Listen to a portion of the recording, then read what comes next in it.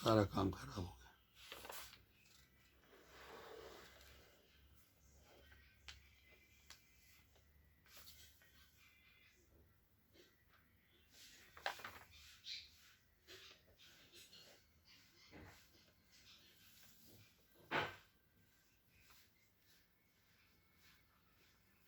Hello मित्रों, दोस्तों, भाइयों, बहनों, बेटियों, मैंने पिछली वीडियो में बताया कि सत्यनारायण गोयनका जी का प्रवचन होता था 8:30 से 9:30 तक, 1 घंटे का। वो बहुत ज़रूरी था, उसी को बता रहा हूँ।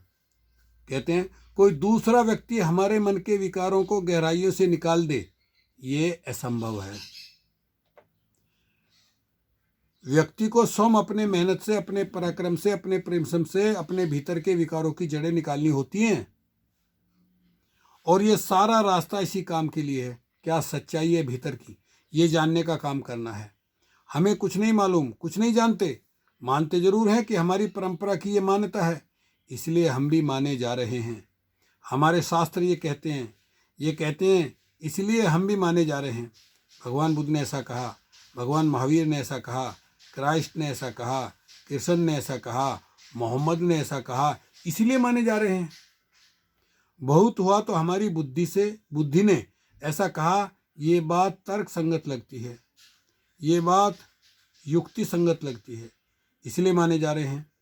या तो अति श्रद्धा के माने जा रहे हैं, या बुद्धि से तर्क वितर्क करके माने जा रहे हैं। जानते नहीं हैं। जानने और मानने में जमीन आसमान का अंतर है। मानने से हमारे विकारों का स्वभाव, विकार बनाने का स्वभाव बदलता नहीं। ऊपर ऊपर के स्तर पर जरा सा भले बदल जाए, मगर गहराइयों तक उसकी जो जड़ें हैं वो निकलती नहीं। यदि जानने लगें, अनुभव होने लगे, तब देखें जड़ों से किस प्रकार हम अपने विकारों को बाहर निकालने लगे। हमें यही काम करना है। अपने बारे में क्या सच्चाई है, उसको अनुभूतियों से जानना है। अगर हम इस संसार के साथ, अगर हम इस सांस के साथ कुछ शब्द जोड़ देते हैं तो बड़ी कठिनाई होती है। एक तो ये कि क्या शब्द जोड़ें।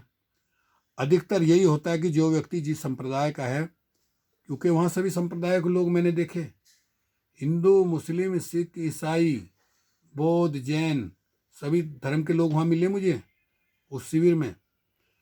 तो उस संप्रदाय का है, उस संप्रदाय में जिसके प्रति श्रद्धा भाव है, कोई देवी, कोई ईश्वर है, या कोई ब्रह्म है, कोई अल्लाह मियाँ है, कोई सेठ है, कोई महात्मा है, कोई गुरु है, बस उसी का नाम देंगे, उसी का नाम बार बार दोहराएंगे। जिसके प्रति बहुत श्रद्धा है, तो एक संप्रदाय का श्रद्धा भाजन दूसरे संप्रदाय का श्रद्धा भाजन नहीं हो सकता। तब दूसरे संप्रदाय वाले कहेंगे ये नाम हम क्यों दोहराएंगे। तो बात सर्व प्राचीन नहीं, सार्वजनीन नहीं, जो नाम देंगे वो सब इस्तेमाल नहीं कर सकते। और धर्म हमेशा सार्वजनीन होना चाहिए। धर्म सांप्रदायिक नहीं होता। धर्म जहाँ संप्रदाय से जुड़ा कि समझो धर्म नहीं रहा, उसकी शुद्धता नष्ट हो गई। धर्म और संप्रदाय में बिल्कुल अलग अलग हैं। धर्म और संप्रदाय ये बिल्कुल अलग अलग हैं। ये तो अपने देश का दुर्भाग्य हो गया कि पिछले 2000 वर्षों के अंधेरे में हमने संप्रदाय और धर्म, इन दोनों को पर्यायवाची शब्द बना दिया। धर्म कहें तो उसका अर्थ संप्रदाय ही होने लगा, और संप्रदाय को धर्म ही मानने लगे। इसलिए ये समझना जारी है कि इस 10 दिनों में बार बार हिंदू शब्द, बार बार धर्म शब्द इस्तेमाल किया जाएगा।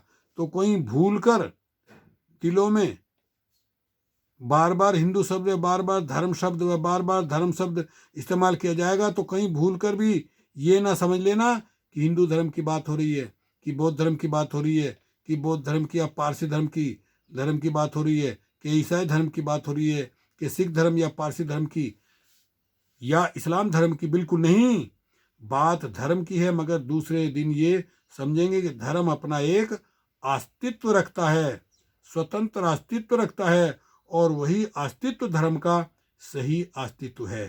लेकिन जैसे ही उसके साथ सब जुड़ जाते हैं, हिंदू धर्म, बौद्ध धर्म, जैन धर्म, ईसाई धर्म, मुस्लिम धर्म, सिख धर्म, पारसी धर्म, इस्लाम ईश्वर प्रमुख हो जाएगा, धर्म गौण हो जाएगा।